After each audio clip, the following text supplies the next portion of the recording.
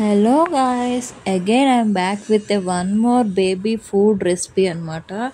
Process ఎలానో చూసేయండి మీరు కూడా. ఇది వచ్చేసి రాగి మాల్ట్ రెసిపీ అనమాట.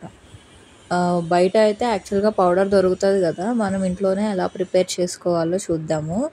రాగులు తెచ్చేసుకొని చక్కగా మనం రాగుల్లో చాలా డస్ట్ ఉంటుంది, సో ఒక 3-4 టైమ్స్ అన్నా వాష్ చేసుకోవాలన్నమాట.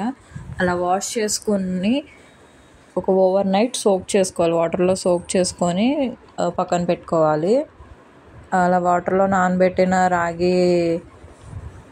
రాగిని మనం ఏం చేయాలంటే వాటర్ అంతా స్ట్రెయిన్ చేసేసి ఒక క్లాత్లో పెట్టుకొని స్ప్రౌట్స్ తెప్పించుకోవాలి, మొలకలు తెప్పించుకోవాలన్నమాట.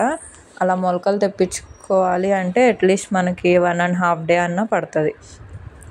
సో అలా మొలకలు తెప్పించుకున్న వాటిని మనమైతే చక్కగా రోస్ట్ చేసుకోవాలి. ఈ రోస్ట్ అనేది చాలా స్లో ప్రాసెస్ అనమాట. అది కొంచెం అన్నా పచ్చిగా ఉందంటే మనకి పౌడర్ ఎక్కువ డేస్ స్టోర్ ఉండదు, పురుగు వచ్చేస్తుంది. సో ఈ ప్రాసెస్ చాలా లో ఫ్లేమ్లో చక్కగా బాగా అవి రోస్ట్ అయ్యేటట్టు చేసుకోవాలి.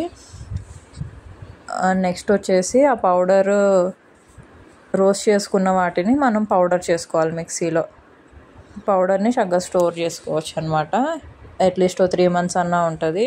సో ఇది కుక్ చేసే ప్రాసెస్ ఏంటంటే, నేనైతే ఒక 3 tablespoons ఆఫ్ రాగి పౌడర్ తీసుకున్నాను. పౌడర్లో కొంచెం వాటర్ మిక్స్ చేసి స్టవ్ మీద పెట్టేసుకోవడమే. అట్లీస్ట్ 10 minutes అన్న పడుతుంది కుక్ అవ్వడానికి. స్లో ఫ్లేమ్ మీద చేసుకోవాలి. సో ఇదైతే చాలా టేస్టీ అండ్ హెల్దీ అనమాట. పిల్లలకి అట్లీస్ట్ మనం 1 mealలో అన్నా ఇంక్లూడ్ చేయాలి. మా బాబు అయితే చక్కగా తినేవాడు 6 to 12 months. ఆ తర్వాత పాపం దాని మీద విరక్తి వచ్చినట్టుంది, సో తినడం ఆపేశాడు అనమాట. మళ్ళీ ట్రై చేయాలి.